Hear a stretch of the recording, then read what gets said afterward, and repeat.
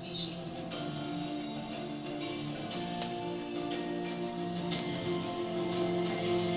The lowland tropical forests of Con Tien National Park in southern Vietnam echo with some of the most haunting sounds heard anywhere in the world.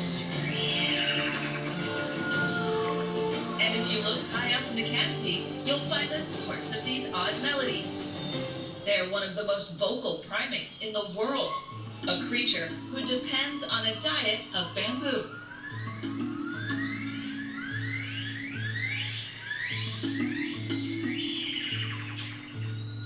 Yellow-cheeked gibbons mark their territory using loud noises instead of scent or scratchings.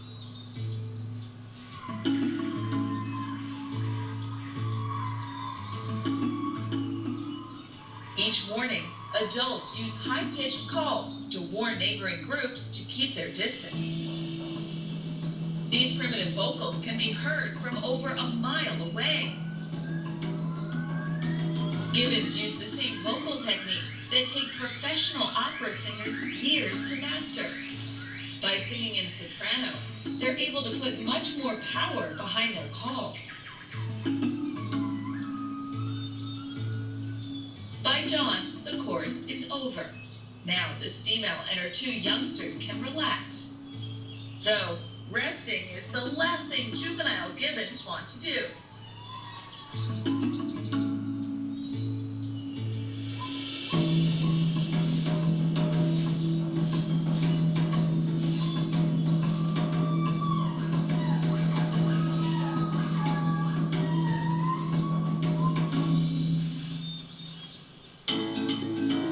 Yellow-cheeked gibbons are born with blonde fur. But at around 2 years old, it changes to black. And while males retain this dark color for life, females return to blonde once fully mature. 40% of the Ca Tien region is bamboo forest. Combined with towering trees, it's the perfect place for energetic youngsters to show off.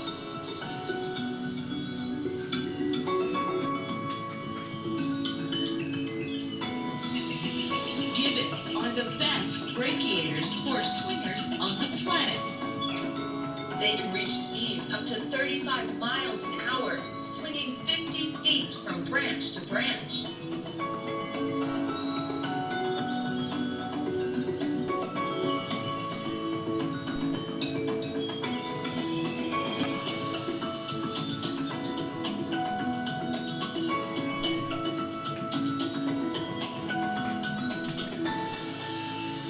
After playtime, this young primate decides it's time to rest.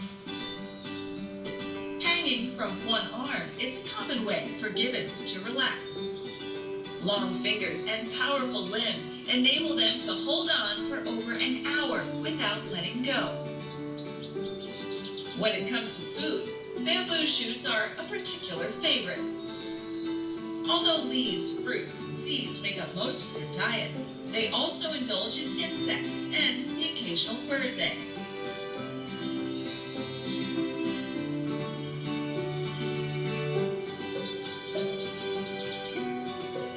Having thumb-like opposable toes allows their feet to grasp like a second pair of hands.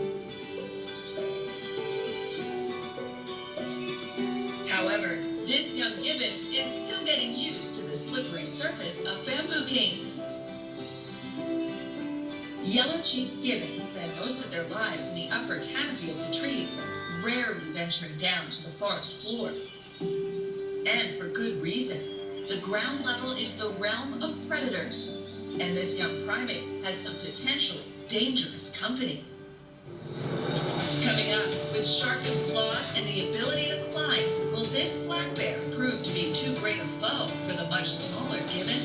Find out when we return. Is brought to you by Ripley's Aquarium.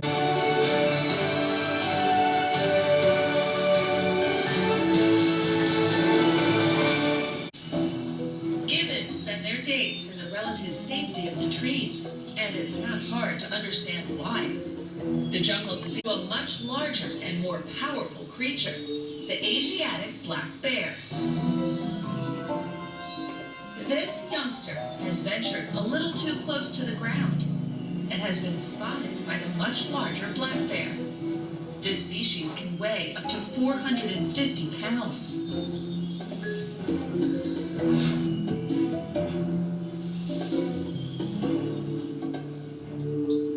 The primate's mother suddenly recognizes the danger.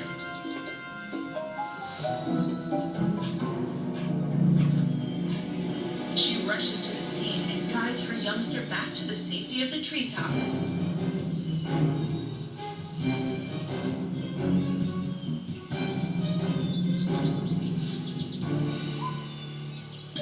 Although Asiatic bears are excellent climbers, they are no match for the jungle's best gymnasts. Asiatic black bears are similar in size to their American counterparts. However, they differ by having cream-colored crescents around their chest. They also have long, thick fur around their face and neck that can grow up to 6 inches long. Despite being armed with inch-long curved claws and flesh-tearing teeth, this predator is mainly vegetarian. Grass, berries, and roots make up a majority of its diet. However, it's to some of the rarest species of langurs.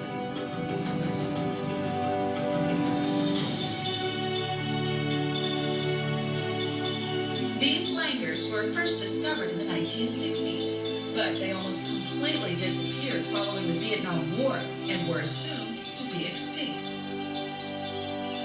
But 30 years later, a small population was discovered living in the caves of these limestone forests. There are believed to be around 1,000 living in the wild today.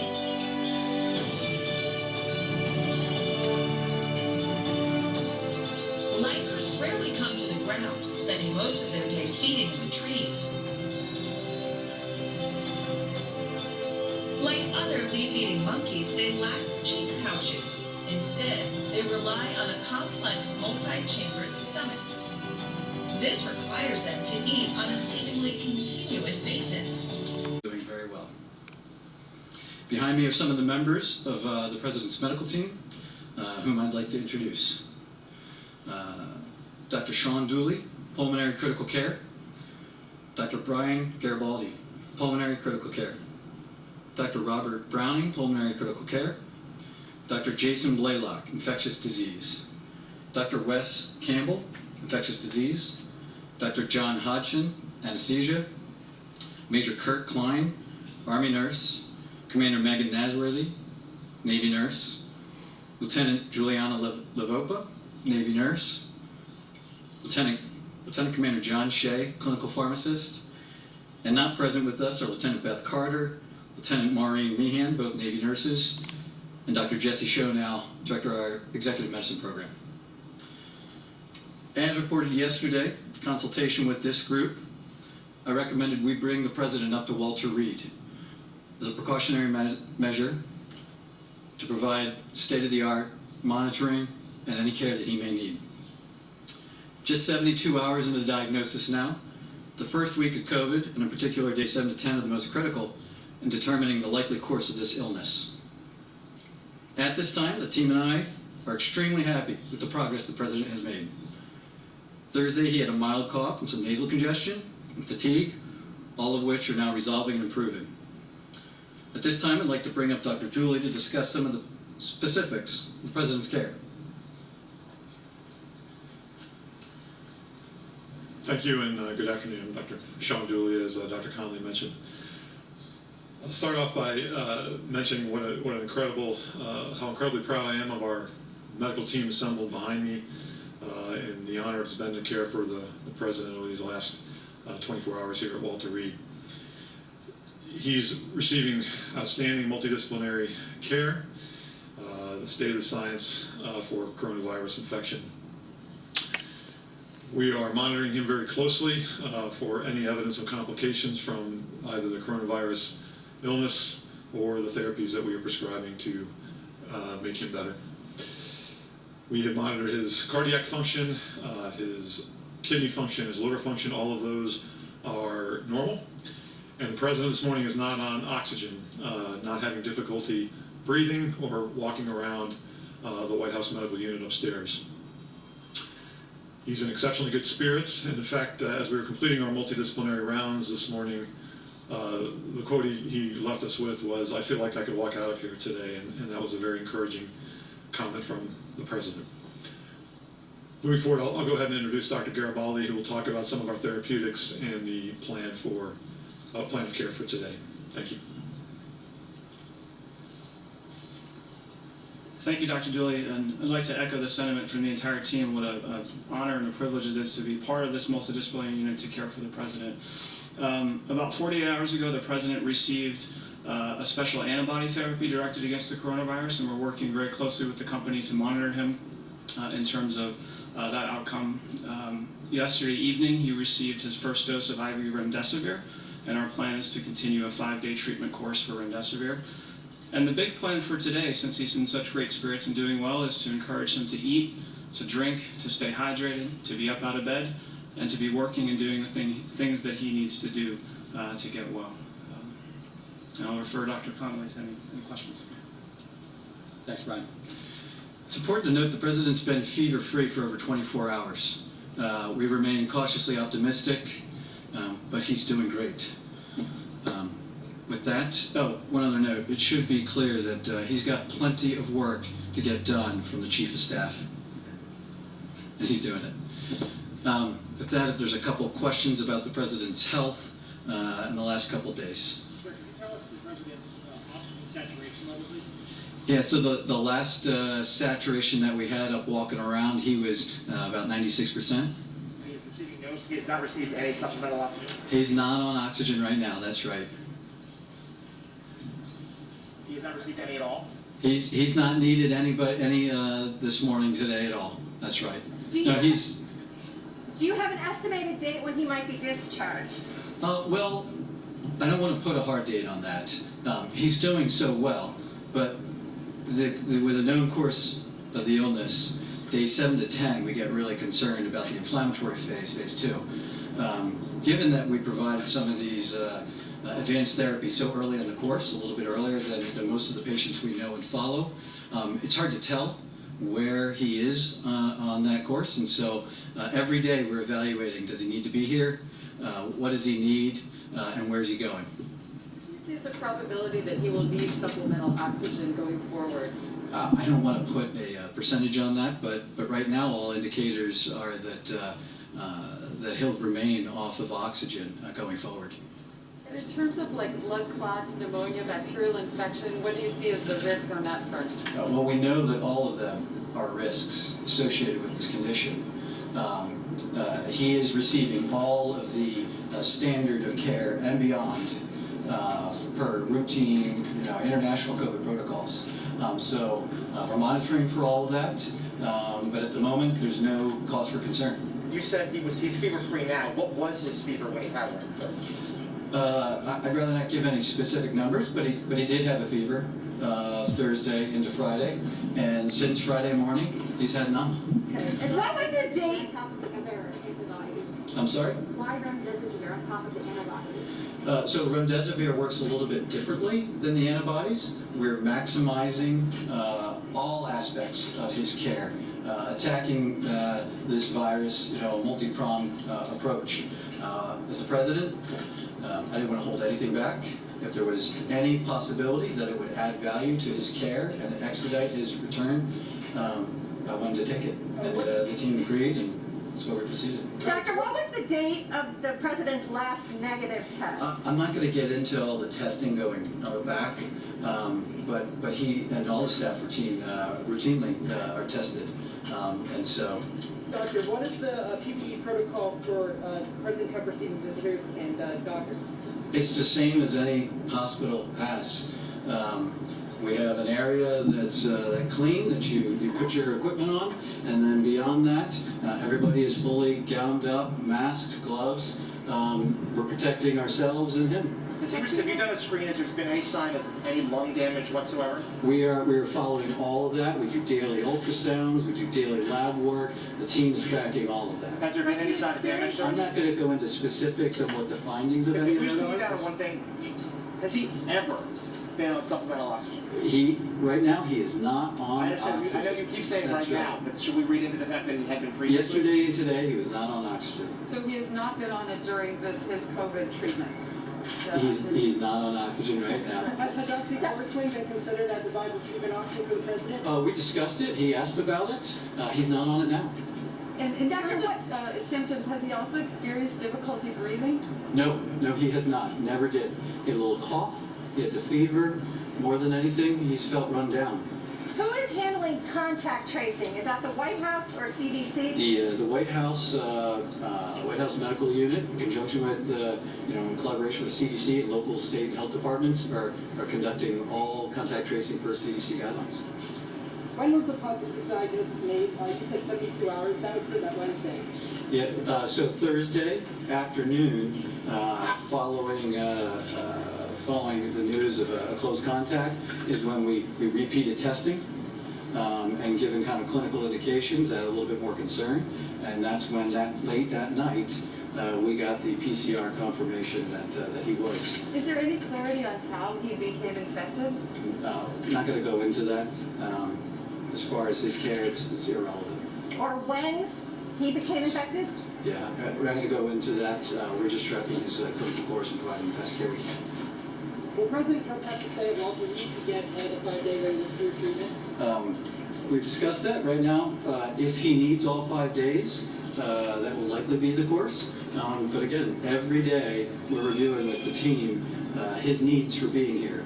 And as soon as he gets to the point where it's not a requirement, he may still need some care, but if we can provide that downtown at the house, then we will transition at that point, as long as it's safe and appropriate and the team agrees. In addition to his weight, does he have any other risk factors that make him more at risk for sort of a severe case?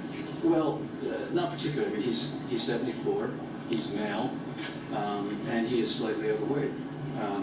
Other than that, he's very healthy. His cholesterol is great, his blood pressure is great, he's not on medication for that. He's up and active. You saw his activity, the days leading up to, the long hours and everything else. He's able to handle it. Can you provide other vitals like heart rate, blood pressure, and temperature? So his heart rate is in the 70s to 80s. His blood pressure has remained where it's historically been during our physicals. 110 to 120 is systolic. He's great. It's never budged. I've had no concerns there. So why was the decision made to transfer him here? Because he's the President of the United States. And if doctors have found that the prone position is helpful for COVID, has he been in that at all? No, he asked about that. He did, Thursday into Friday. He's been briefed by the task force and all the scientists for months, and he brought that up, as we were discussing his cough. And at the time, his oxygen levels were okay, and we didn't feel like we needed to do it. We came up here, we discussed it with the team as well. We consider all options, but he has not needed any of that. Why wasn't the First Lady admitted as well? The First Lady's doing great, thanks for asking. She has no indication for hospitalization, advanced therapy. She's convalescing at home. Thank you.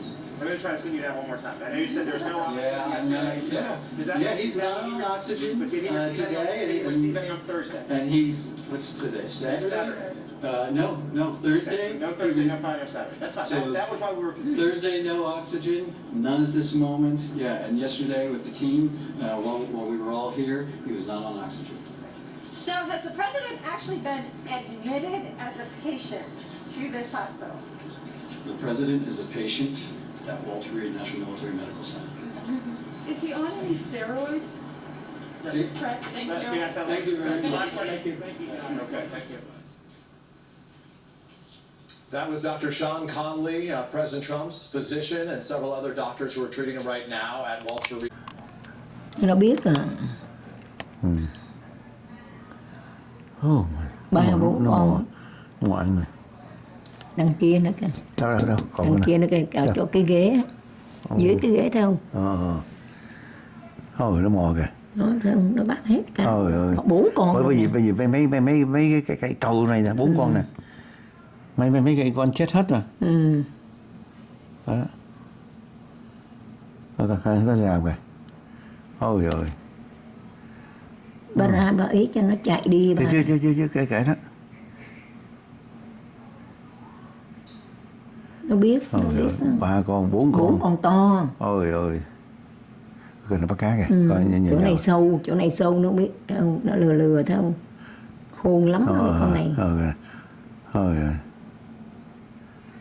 Cái trong có cá không bà? Không cá. Nó mò rồi.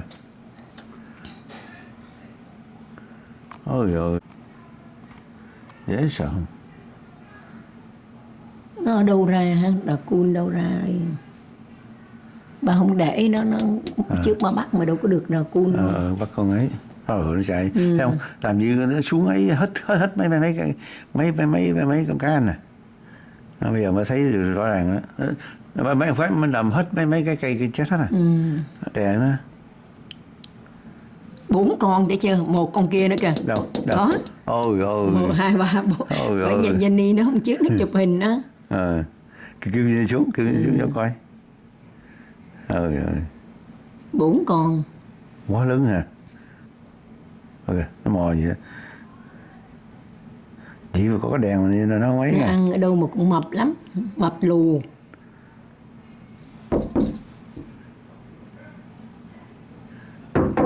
Nó không sợ đâu, con này nó chẳng sợ vậy. Sợ nha. Thấy không?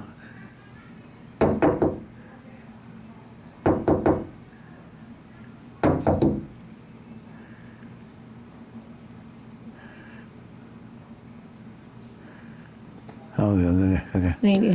Kia kìa. Đó, mấy cây này, bây giờ cái cây chết hết rồi. Ôi ơi. 4 con thôi.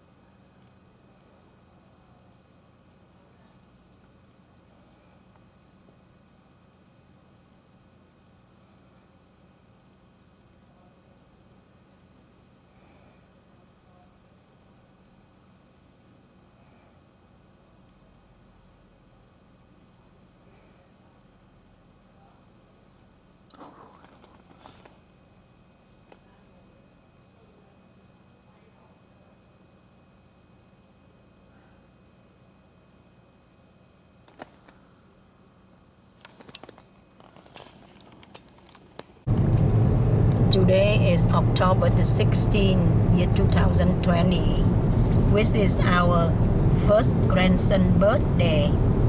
Luca Trường Nam Nguyễn birthday is today. He turned 2 years old. So grandpa and grandma is heading to Lava Tube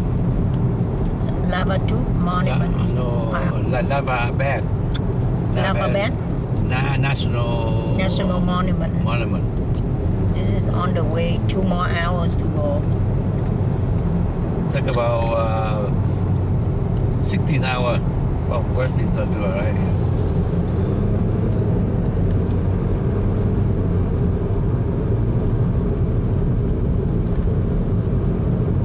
Autumn still start to turn to show here. The leaves start to turn yellow.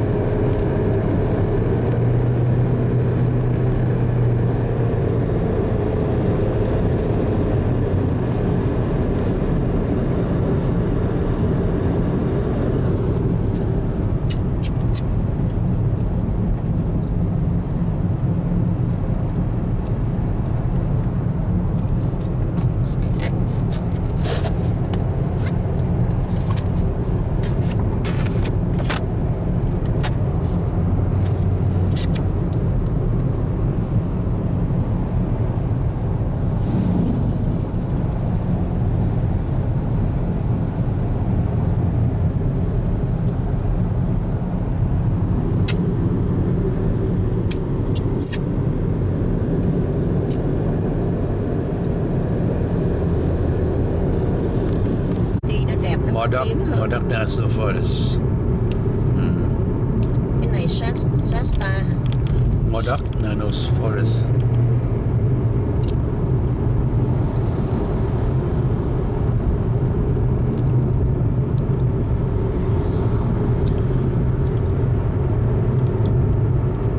Xe nó từ Oregon.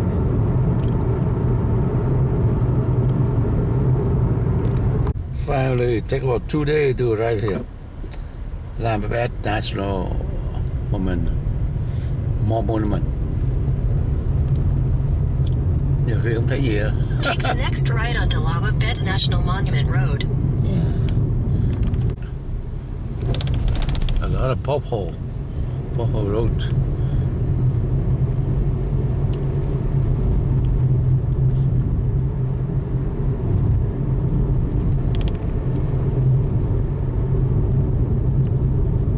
Rough road. Oh man, rough road here.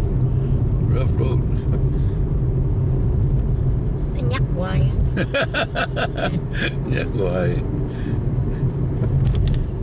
Rough road. Rough road. Yeah, I can tell. Very rough road. Thật ra nếu mà mình có 4x4 nhắm nhầm về mấy cái đường này.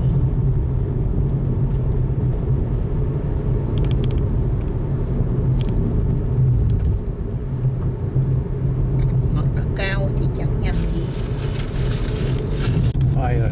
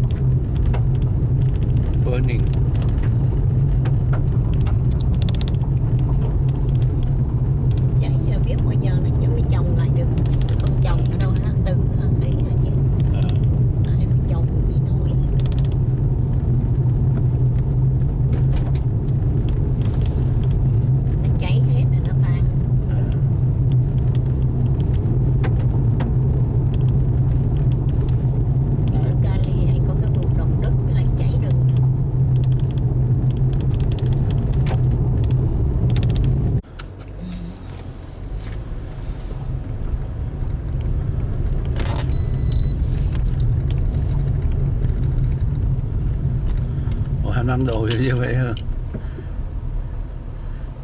Hot sao? Có sự cố với hot mà 15 độ.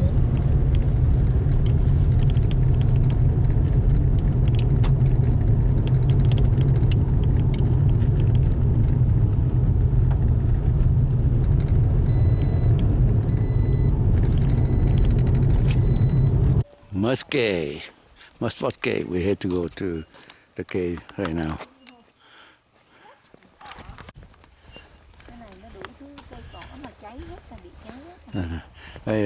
Fire about burn about three weeks in July, so caught by lightning.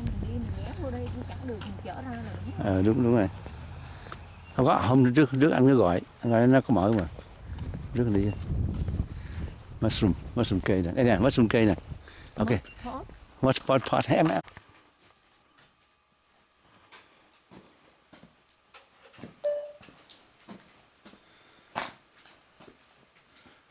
Watch your head.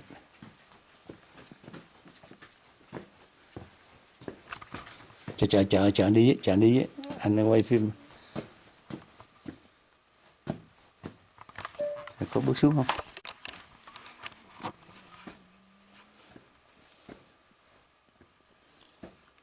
Tập át này.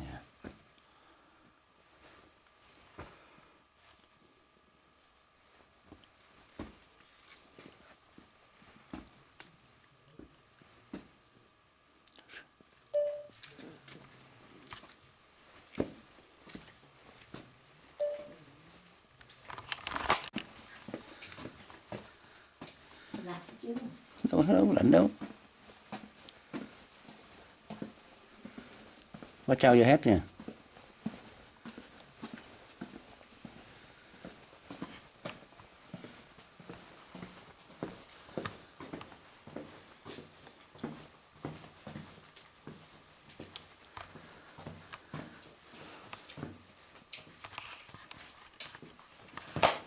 Indian well right here.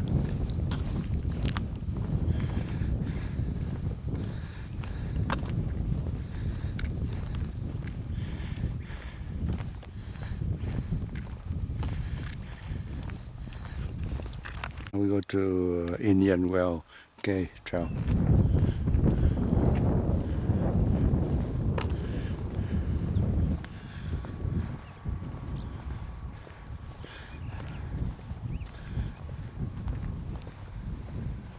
The fire happened in here in July. Lasts for 2 weeks. Oh, đây nè, đúng rồi.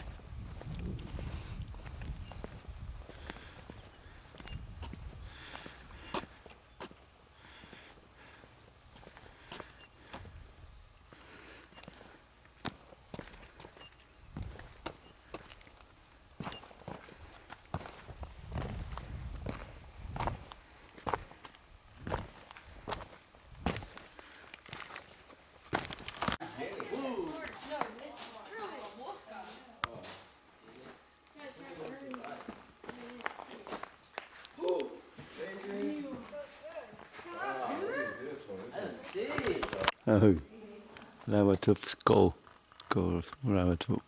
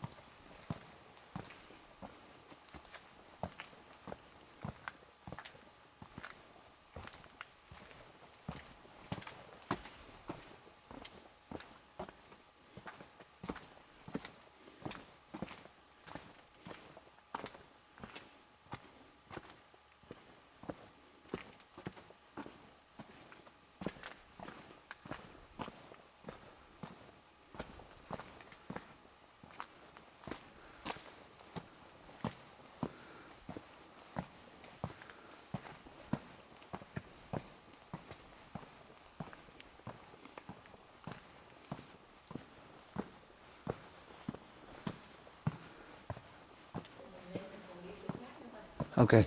Hay quá, cái này hay đó em. Thích cái này ghê á. Rất hay ha. Now we go to Mario Cave. Cây chết hết rồi, cây cối.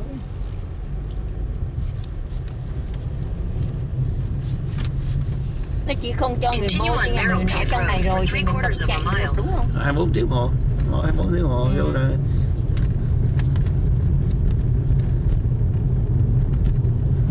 Nhưng mà nó nãy nói rằng bạn trên nói safe thì ok, không có gì hết.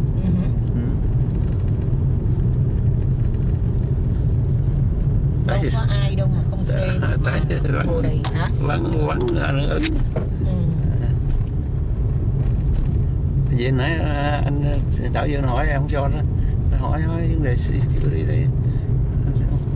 Chẳng có ai, chỉ phải mới sợ mấy anh cholo. Đúng rồi, thì sợ mấy đó thôi.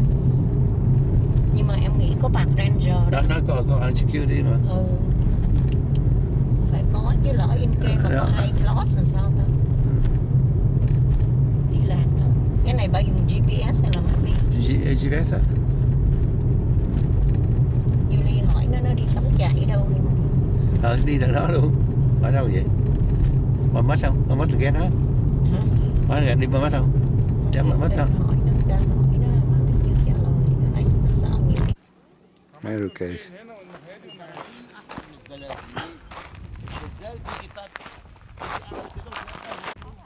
Hả?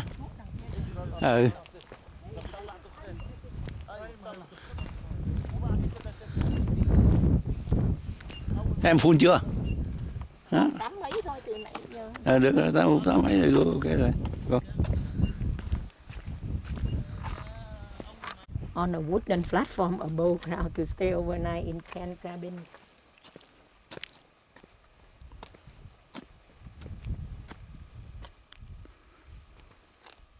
Thôi rồi mấy ông nội này. Hả? Mấy ông nội này đi ice skate ở đây hồi đó nè.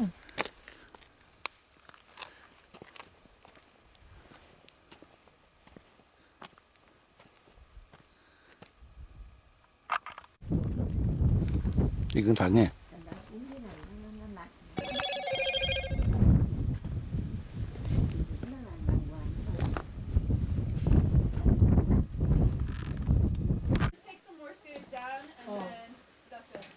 Thank you.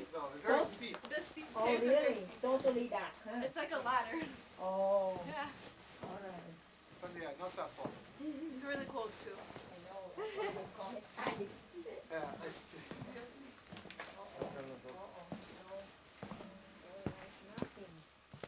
Oh yeah, you need flashlight. Yeah, mine is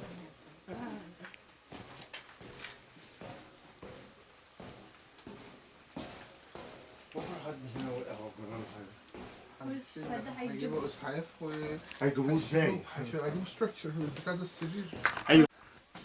Em nghĩ là anh đi trước đi.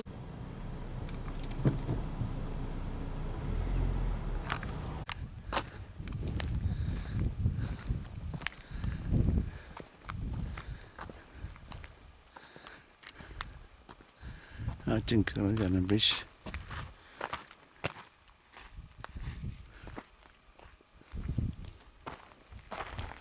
Đâu? Ở trên cái là đâu phải đó. Đằng này nè. Ở đây nó có mấy cái lỗ hổng nó cũng ngộ. Đâu? Đây nè. Cái này mà nó có nước ở dưới cũng hay lắm nè. Té như một nguy hiểm lắm á. Té như nguy hiểm lắm. Ghê quá.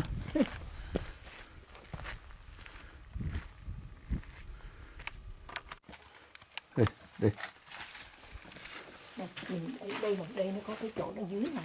Đây. We go to Garden Bridge.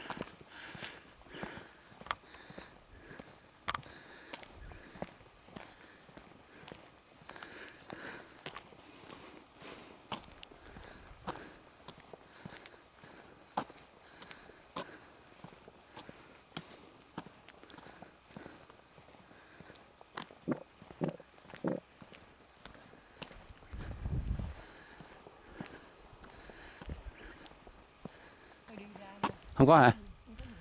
Ok. Nếu mà nó mùa ấy thì cái này là cái garden thiệt.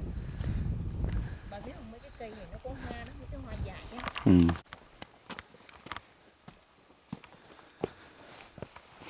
Jakatom cave. About how long this one? 2 kilometers long cave.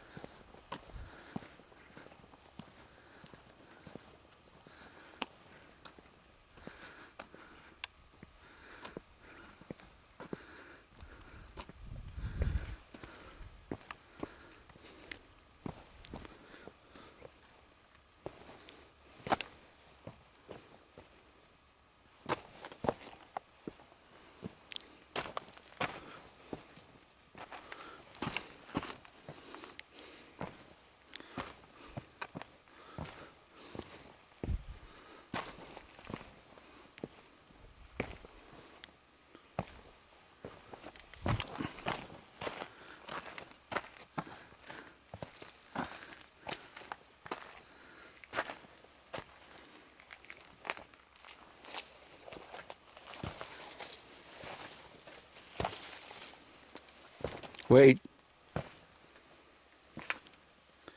Em cầm like không? Hop.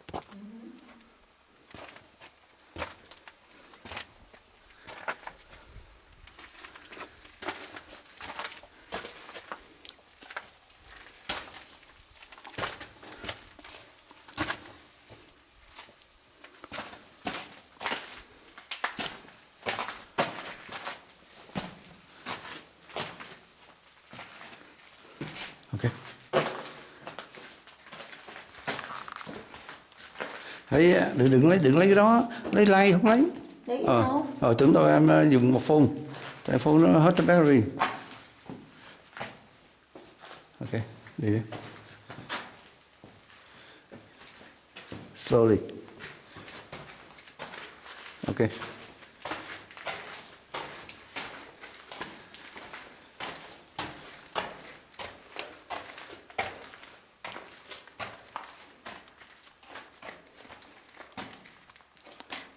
Slowly how? Okay.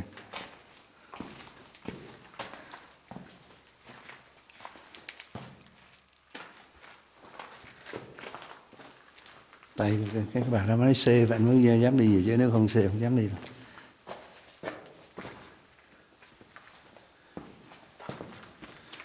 Bởi vì cái lưng của mẹ bà đi theo. Được.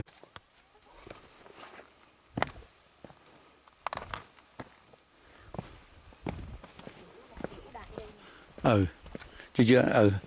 Tiểu đi. Tiểu anh coi chưa? Tiểu đi.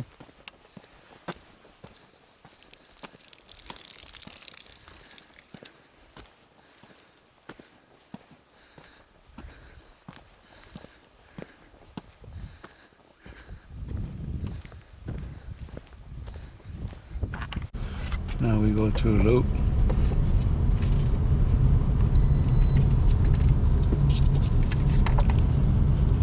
Go to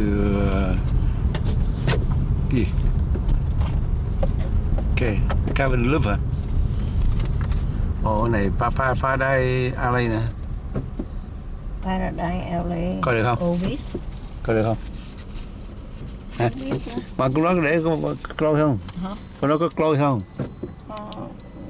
Paradise Alley rồi cái Ovis thôi nha. Có close không? Close là sao? Đóng cửa đây. Thì nói xuống rồi. Không có đóng. Hai ông bà này đi nè. Ông không có đi cái cắt tờ con.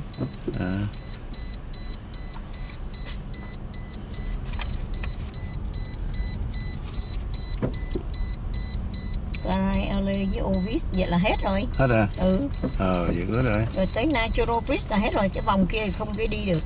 Đâu Natural Bridge à? Là qua Natural. Phải đi qua cái Sunshine mới tới Natural Bridge. Ok.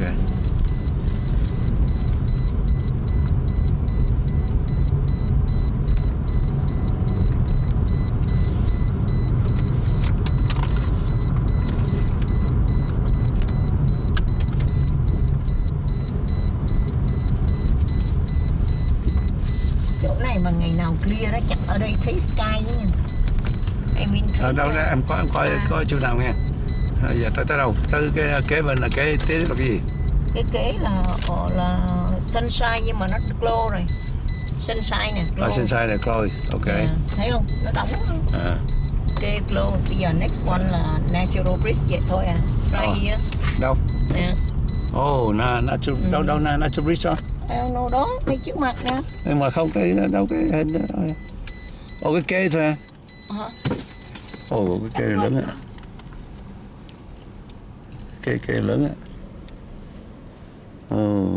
Cái kế tên là natural bridge à? Ok. That's all? That's it, hết rồi. Ok. Bị bấm đi một vòng cũng được, nhưng mà đi vòng làm gì, chạy ngược ra. Đâu có đi vòng cũng đóng lại. Cũng được. Đóng lại thôi. Natural bridge, Hercules, mà mấy cái này đều đóng hết, bên cái phía này đóng hết. Đóng hết rồi. Bà không muốn quắt vô cái natural bridge hả? Thôi. Em không muốn đi, thôi đi. Muốn đi không? Natural bridge thì để coi cái natural bridge. Em coi cái này ngắn thôi. Nhà kê hay gì? Kê. Chắc kê thôi chứ không vậy thôi gì hết. Sunshine kê. Sao không thấy natural ta? Natural bridge trong này.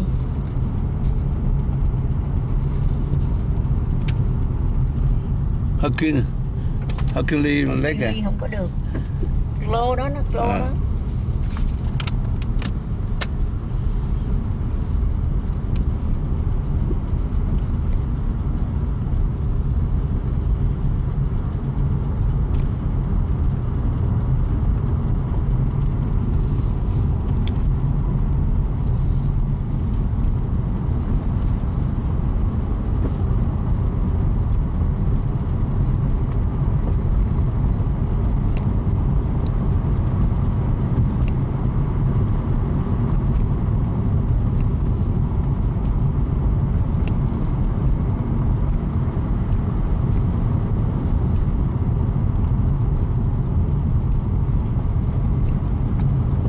Còn gì đó? Sau Hercules là gì?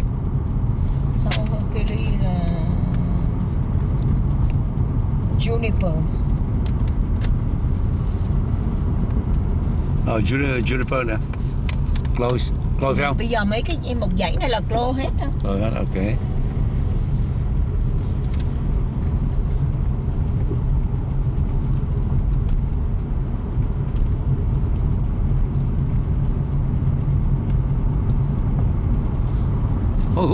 Good damn. Whoa. And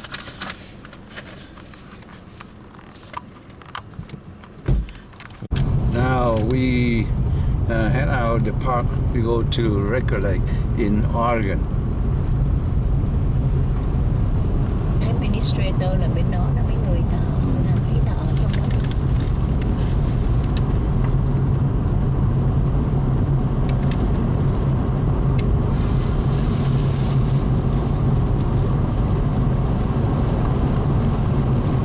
Now it's 6 p.m.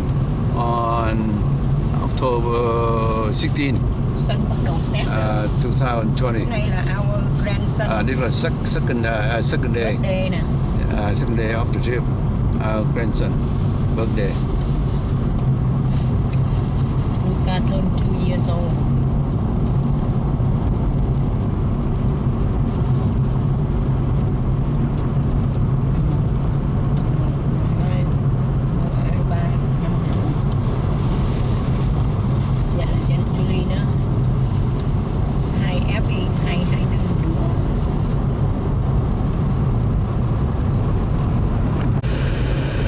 Today,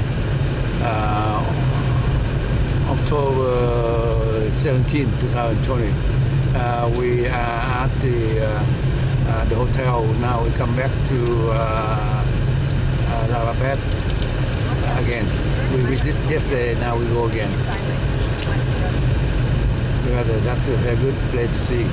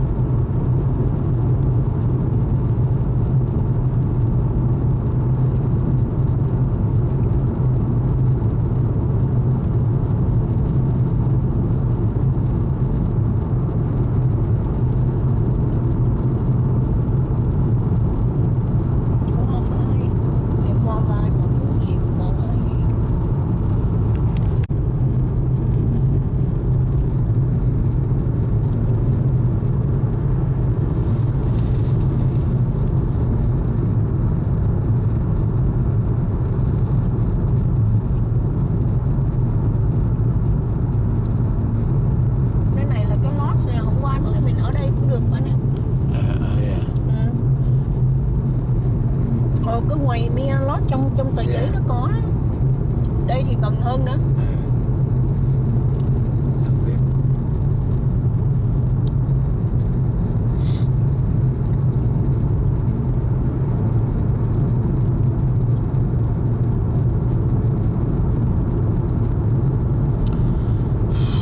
Nó không có để bản được, để ngay cái thùng thư á. So beautiful on Saturday morning in Lava Bed.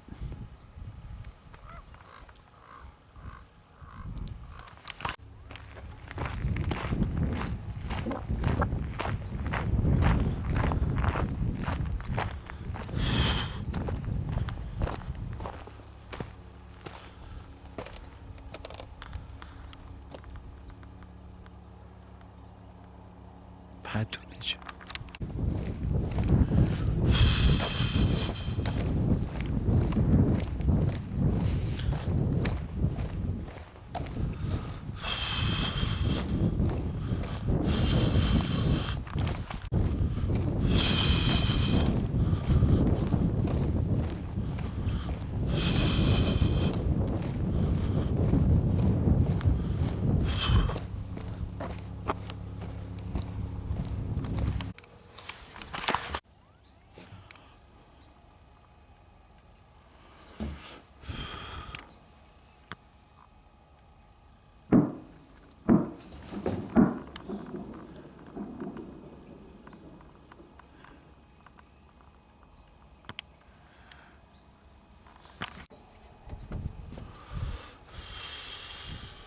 Oh, wildlife.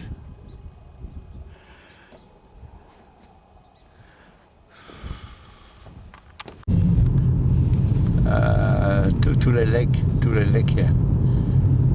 I made it nice to show. Oh, wildlife look nè, muốn coi không? Em đi về chạy vậy thôi chứ coi gì. Cái gì thôi. Wildlife look nè. Thật sự Newport Beach còn hơn nhiều hơn nữa. Hả? Newport Beach còn nhiều hơn. Ở đây thì nó qua đấy nè, đất đây, chim đây, chỗ này nè. Nè, đúng rồi. Con gì ở dưới á? Đất không á? Không phải đất đâu, con gì á, nó nhỏ hơn con đất nhiều, con chim mà. Chim hả? Chim hay gì á? Chim chứ không phải đất đâu, đất lớn lắm. Đất đó, nhiều là đất chứ. Nhiều đất.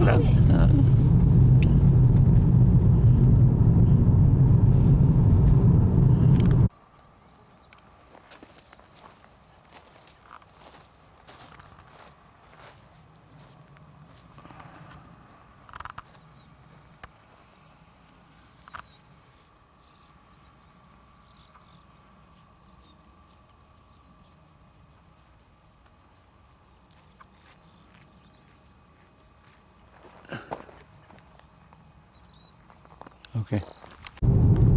Kêu nó gọi mà.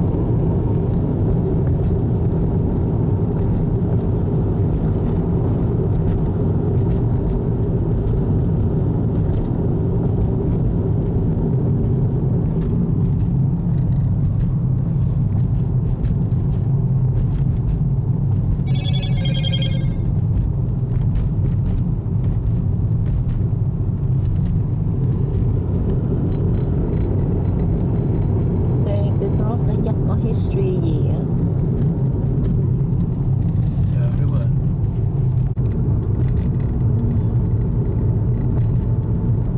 Bị cháy đen hết à.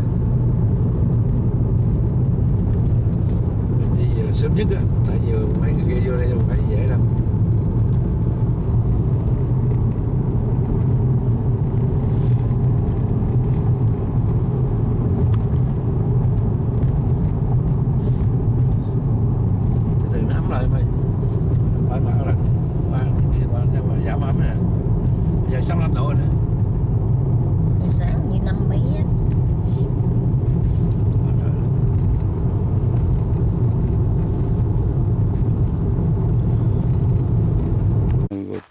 UK.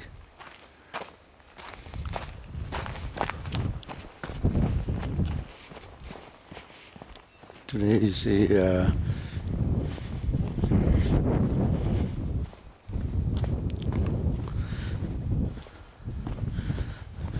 the October 17, 2020.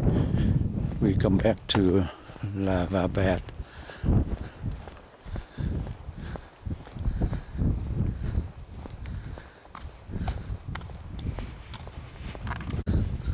It's not okay, we just finished. Not okay.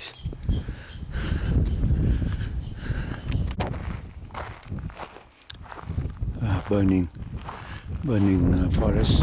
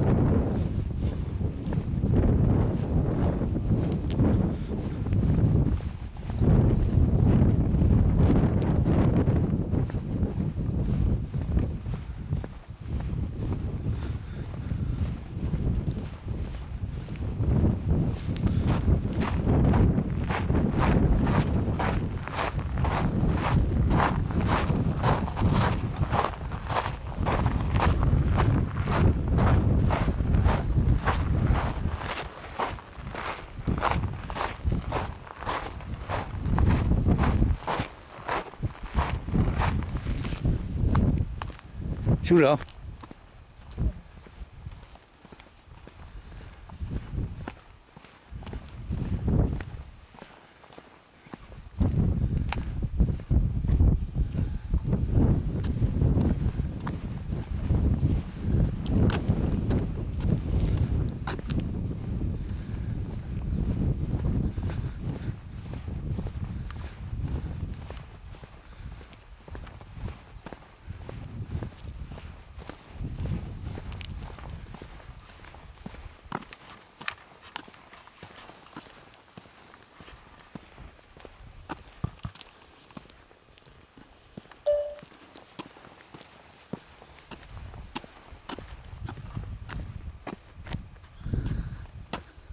Không được.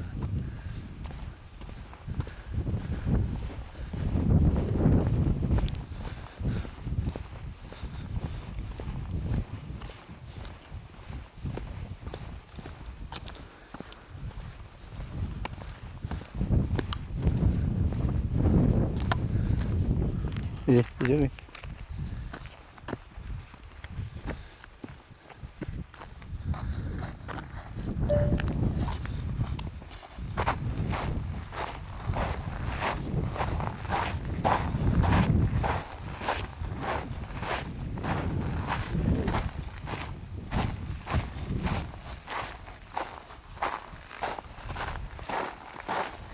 They burn out over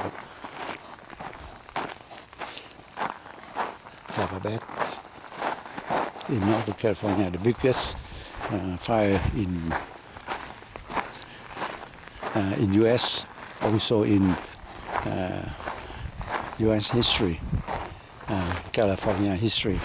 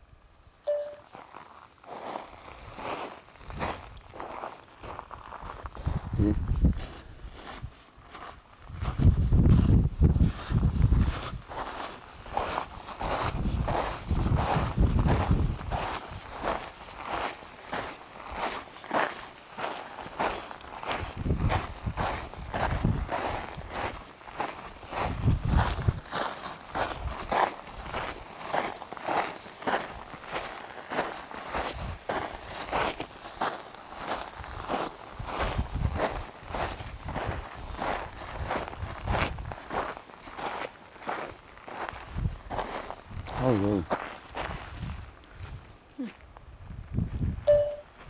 Đâu Chris đâu? Chắc đi nữa. Đâu đi coi cái Chris coi. À thì go, go. Nó dùng cái tên như Chris thôi.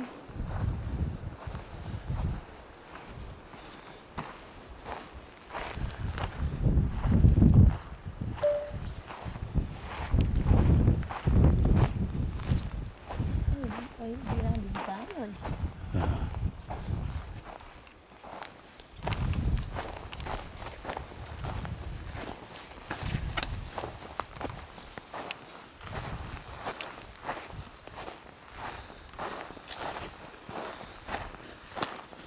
Ồ, vì anh hiểu rồi, cái walkway đó, cái walkway là cái bridge đó, giữa hai cái ấy đó, giữa hai cái alley đó, giữa hai cái thung lũng đó,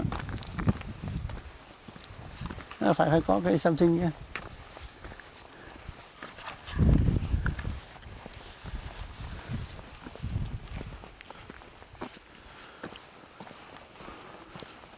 Cháy nó cháy dữ rồi, cháy nó chừng cháy hết rồi. Cái khu này Dễ sợ hả?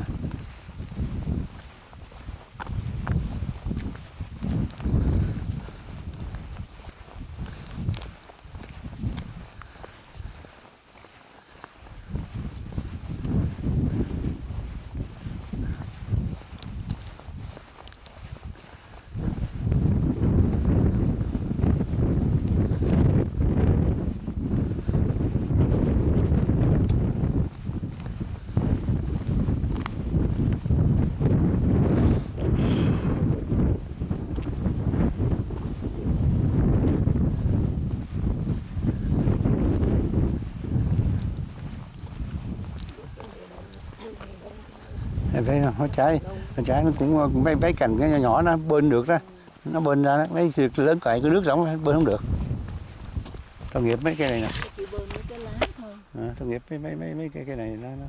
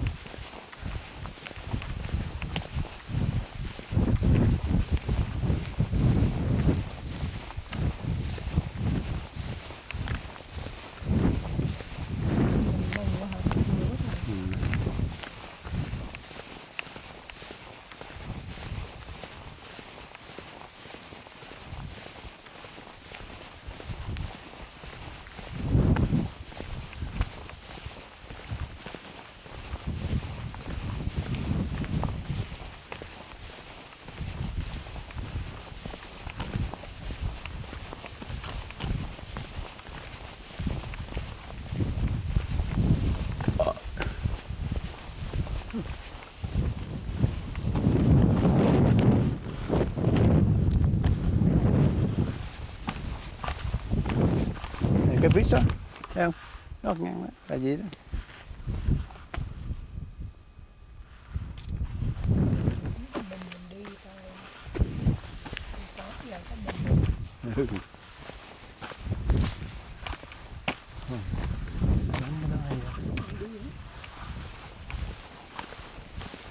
Nếu anh không hỏi bà đó cũng ứng, mà hỏi bà, anh biết xe rồi đâu, anh mới đi.